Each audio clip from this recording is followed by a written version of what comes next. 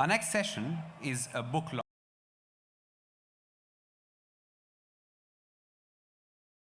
History of the Kachwahas is a result of years of research by Maharaja Devraj Singh of Jaipur to unveil the records of his ancestors during the early medieval era.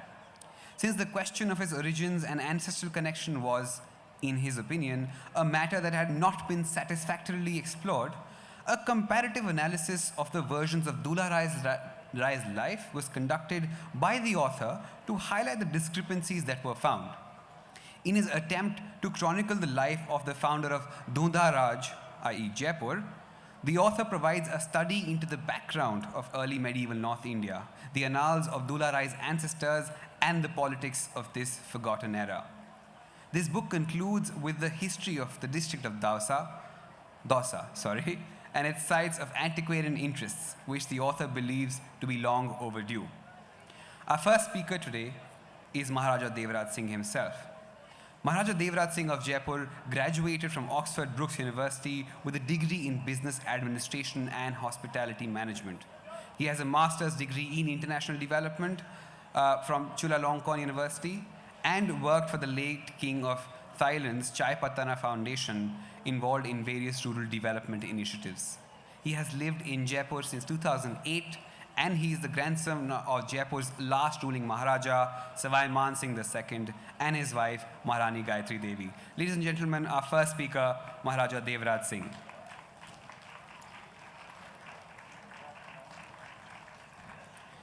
Our moderator today is Tripti Pandey. She's the author of the historical fiction, The Half-Empress, and her other books include the award-winning coffee table book, India's Elephants, A Cultural Legacy, where silence sings on the performing traditions of Rajasthan, Rajasthan's silver jewelry, A Living Legacy, and Pushkar, Colors of the Indian Mystique. Deeply passionate about promoting tourism in India with a focus on living traditions and intangible heritage, Pandey was named the Woman of the Year by the Merchants Chamber of Commerce for her pioneering work in cultural tourism. Her landmark achievement has been the creation of the Desert Festival at Jaisalmer, which unfolded the living traditions of performing arts and craft. Ladies and gentlemen, first edition, Dulha Rai's Conquest of Dausa, the early history of the Kachwahas. Thank you.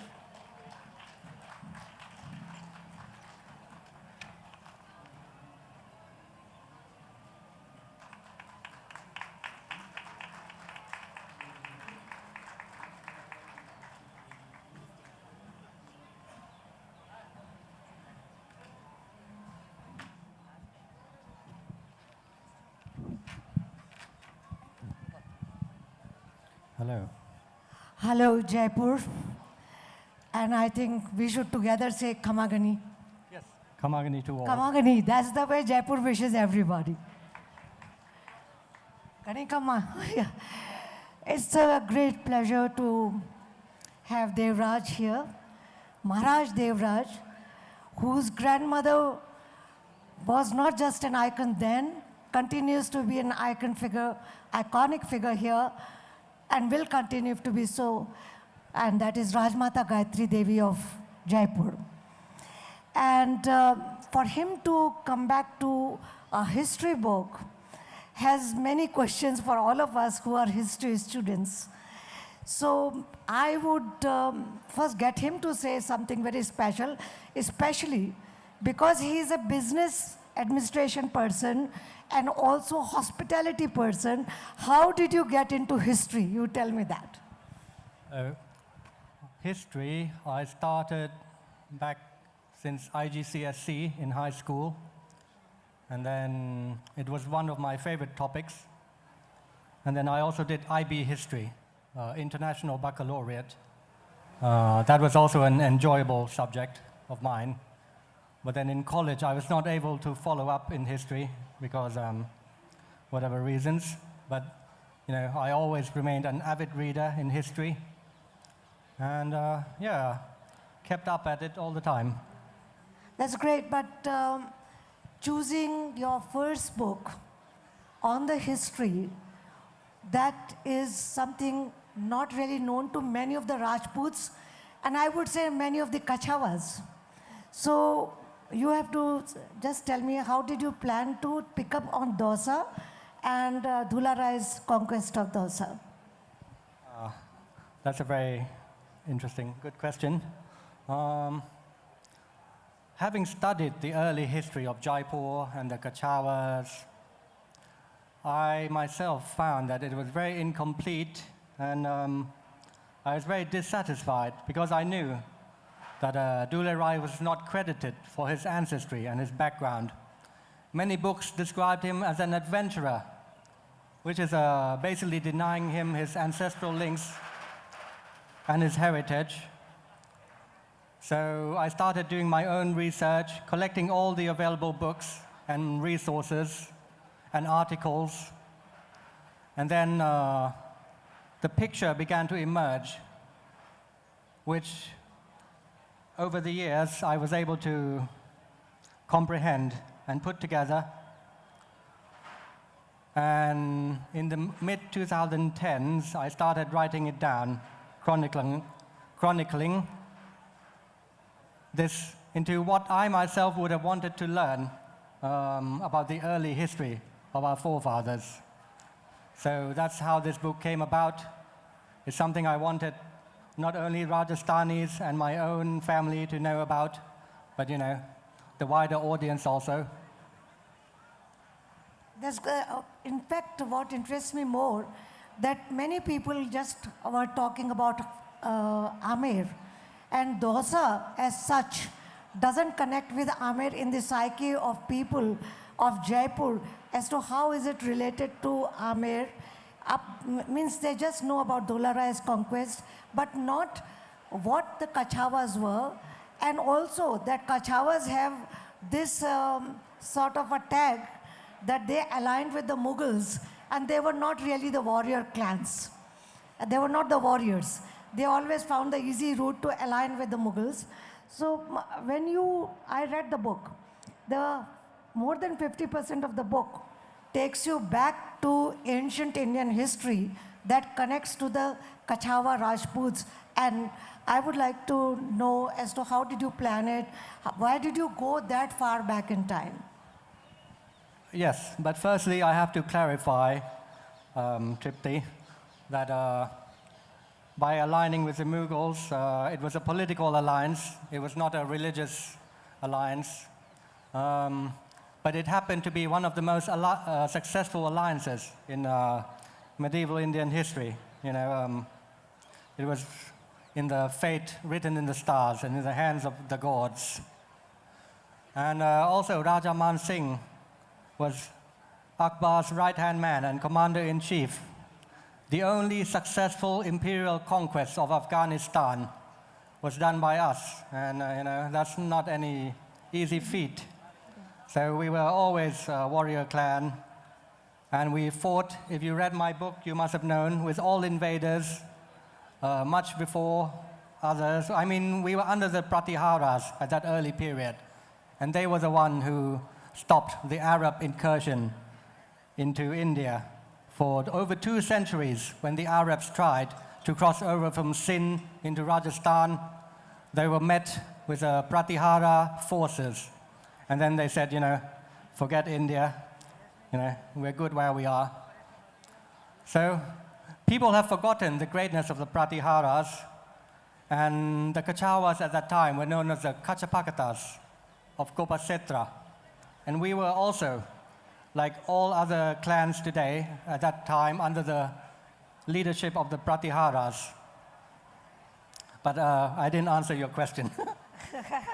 No, I would, because whole of Rajasthan thinks that Mewar was fighting and Kachwahas were aligning. And I think you are right that it could be a very successful political alliance, and that's how Kachwaha rulers did so well and had Jaipur. But about Dulha Rai's conquest, some say there are different opinions between Todd and the local, the historians here, late Ratnavat, who wrote the Kachwahas Vanshavali, and they have a different view. How did Dulha Rai choose to be here, the bridegroom prince, as they call him, to come into Dausa and then acquired the territory? All right. So to go, this time I'll answer your question.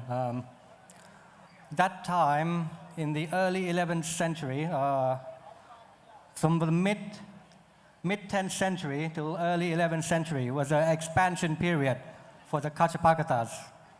They took over Dubkand, they were across the Chambal River into Rajasthan. So Dulha Rai was an adventurer prince, certainly.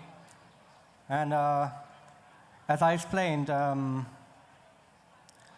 after crossing the Chambal River, he married with the Chauhans, who were the rulers of Dausa at that time, along with the Bhat Gujars. And in connivance with his in-laws, they took over Dausa Ghat from the Bhat Gujars, Rajputs, and became the sole rulers of the Principality of Dausa, which was the first step which led to the inception of the Dunda Raj. Therefore, we consider Dulha Rai to be the progenitor, or first in line, of Kachwaha rulers in Dundar. So, I wanted to explain that although he was the first of Dundar, he was from a long lineage of the Kachwahas of Kopakshetra rather. Now Gwalior. You can clear that to them. Yeah? Sorry? I said now Gwalior, Gopakshetra. Yes. Yeah. Basically, Gwalior was called Kopagiri from the sage Gwalipa. So the kingdom of Gwalior was Kopakshetra. And that was the name of our kingdom before we came into Rajasthan. So another thing, that when you decided to write your book, there was already a big book of your grandmother, Rajmata Sahiba, and everybody said Princess remembers. Who would know that the grandson would remember history now? And how do you feel about her book and then writing your first book, and that too by the same publisher? Was it easy route for you?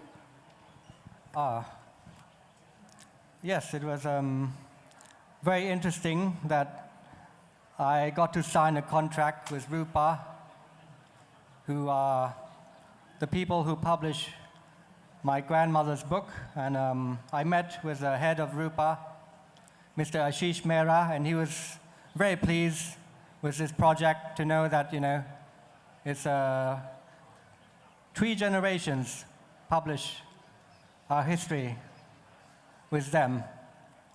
And my grandmother's book chronicles the story of India from the 1920s up until the end of the princely states and their merger into the Indian Union. And then when she joined politics, to eventually making the first non-Congress government in India, which ushered in the age of true democracy to India. Otherwise, India was a one-party state. What kind of democracy it is if it's a one-party state? And it was not easy being opposition in those days. Not at all easy. So that's what you get to learn from Princess Remembers. But for I myself, I'm a bit of an antiquarianist. I like, the ancient world more. I don't know why I was born when the princely age is ended. God knows, some kind of punishment maybe. So anyhow, my interest is more in the ancient world, and thus I wanted to clarify my ancestors' prehistory. And I was determined to get this book written, completed, and published. There were many obstacles, but finally, by God's grace, it came out as my first history book, but certainly not my last. If it's not your last, then which will be your next one? What will be your topic? Thank you, by God's grace, inshallah. But a couple of things more, because he being the grandson of Rajmata Gayatri Devi has so many expectations from you. What would you be doing to create her legacy as an eternal legacy? Would you like a museum around her life? These are the things I would like to ask him as a family person, and I'm sure whole Jaipur would like something around Rajmata Sahib. Yes, it's my dream to make a memorial garden for Rajmata Sahib because she was very much into gardening. She always discussed gardening with her friends. It was her hobby. And I think there's nothing more she would like as a memorial garden in her name. So I hope that working together with the people of Jaipur, we'll be able to make a memorial garden for her. Because a statue, she says, statue, just the birds will come and sit on my head. But like a garden, the people can enjoy it. It's good for the environment,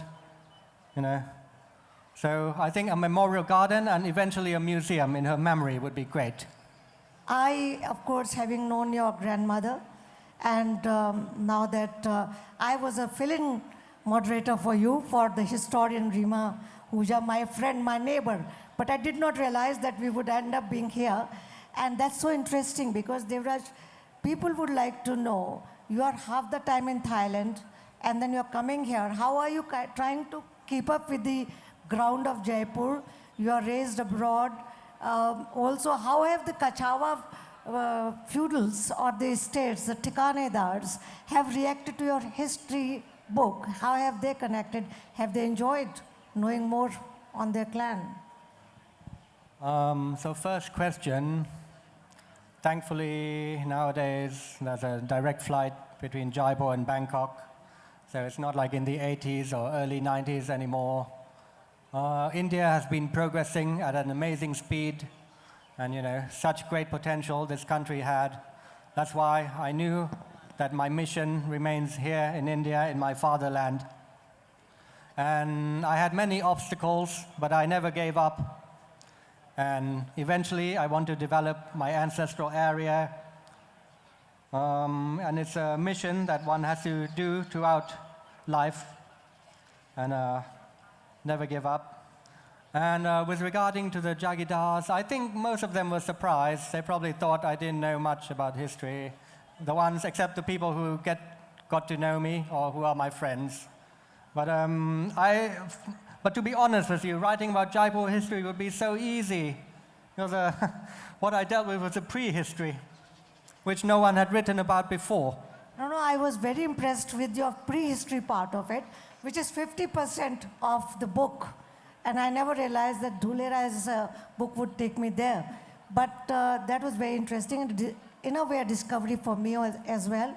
But for them, did anybody walk up to say, we knew nothing, thank you so much for letting us know and for informing us? Did they come and tell you that? I'm sure some Kachwahas must be here. Oh, there are hands there, And one thing also I want to ask you, the Kachwahas, very seldom do they use their family name or clan name. They only end up saying sing, sing, sing. Now we do not know whether they're Kachwahas or Rathors, while Rathors do it, but Kachwahas don't. Have I a point there or not? Say Kachwahas, yes. Nowadays what they do is they put their village name at the end to indicate where they came. They put their Tikana name at the end, or village name, whatever. So that's why I'm Devraj Singh, Jaipur. But my uncle, Maharaj Jai Singh Ji, was very pleased, and he said he was also surprised, and he congratulated me, and he came to my book launch. He's my dear uncle, and too bad that late Uncle Bubbles was not able to join us. He would have also been so happy. But anyways, from heaven, they must be smiling down, one would hope. Now, I'm particularly happy that a person who is raised abroad tried to write his book first time and relate to the history of his clan. I think he deserves a round of applause for that, guys. Because many of us sitting here do not try to touch base with our roots. And if somebody is touching base with roots and somebody who's virtually abroad, you can hear it is in diction that he is right there. But something that, Devraj, we all would say you have done a great job. And I'm sure, would you like some people to ask you some questions? I don't mind, but preferably from someone who has read the book. No, no, no. Somebody who has not read the book can also ask you, Okay. ask you a question. Please feel free, whatever you want to ask, but not personal. Yeah, please. Good evening. First of all, congratulations to Maharaj Devraj for writing such a nice text. Even though I have purchased it, but I have not read so far. And I was willing to attend this session. And I congratulate on this behalf. And rightly told by Madam Tripti that we Kachwahas never write our, surname as a Kachwaha. We just write Singh, and that we are lagging behind that, and we should improve on that. And rightly told by our Maharaj that and everyone is putting nowadays name also, name of village and Tikanas also. So I will request to Maharaj that most of the areas appendix I have seen you have covered, but I think we have missed one or two Tikanas also, so I will not let you know. And I will also request you to publish this book in Hindi, so translate into the Hindi, so the most of the people who are not aware or frequent on the language can go through it. And I wanted to ask you, and really I am surprised to see that you are being a business administration brought up and brought up outside the country abroad, right?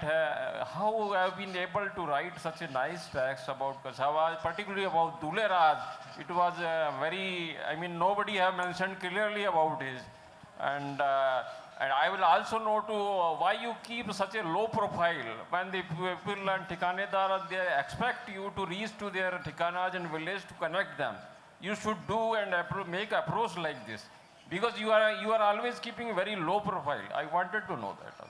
I'm sure Literature Festival will add to his profile, and he'll be having a much more So access. nice of you to, enumerate very nicely. Okay, firstly, the Jagirs, which I put at the end of the book, are only the Jagirs of Dausa area, not all the Jagirs of Dundar or Jaipur state. I was only focusing in the Dausa area, but if some of them are missing, then you can, we'll add to it later. Now, secondly, although I did not grow up in India, but have you heard about the tortoise and the hare? Kachwahas are the true tortoise. True Kachwahas are slow but sure. We stay inside our shell, Wow. but we're strong and steady.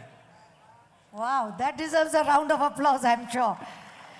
And And low profile is because I don't do any social media. So I used to have Instagram, but not anymore, you know. So someone said, come on Twitter, whatever. I'm like, nah, I don't think so. Even my publisher told me, like, you should, I told them, no, we'll do this promotion through your website, like Facebook, Instagram, God knows what, whatever. So maybe later, I don't know. But going to the village, I agree, because I love the rural area very much. And I studied rural development, and I'd like to go much more to visit all the Jagidars and, you know, get together and connect.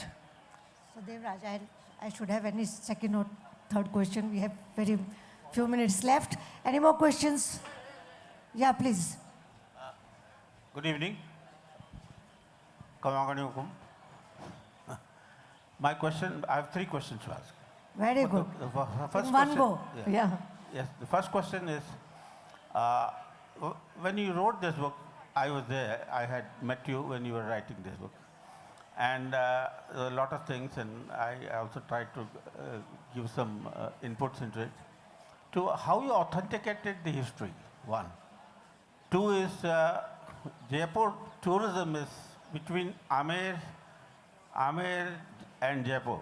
Do you think your book would add a third destination in the name of Dausa? And my third question is, what are you doing to restore the old fort of Dausa? That's all. Very good question, very good question. I think first was with authentication. If you go to my book, you'll see that I use all reliable historical articles and books. So my book is very well, it has a good, I quote professional historians, and there's a very good appendices, and all information sourced. I try to make it not so much a mythological book, but although I'm not a professional historian, I try to make it as professionally as possible. So I quote a lot of authentic historians. Okay, now on the second question, yes, I think both Ramgarh and Dausa should be put on the tourist map, because that would greatly benefit the locals in that area, because there are many benefits from tourism. But the problem is nobody knew. Everyone who goes to Dausa goes to Shanbauri, Abaneri, and but there's many more interesting sites which I have mentioned in my book. Yeah, you've done that. Also, the second capital of Ramgarh. I've been there, but it's like a ruins. It's like a, paranormal investigation ground or something. Like we should restore it. We should bring it back to life. And that was the second capital of Dundar after Dausa. It was Dausa, Ramgarh, Amer, and finally this beautiful city of Jaipur. And what was the third question? No. You are fine with that. One last question, a short one. Yeah. Kamagani Hukum, may I have a privilege to put this very humble note for you. It's very not only enlightening us about the history and the fact, but seeing the Maharaj of Jaipur coming in all together.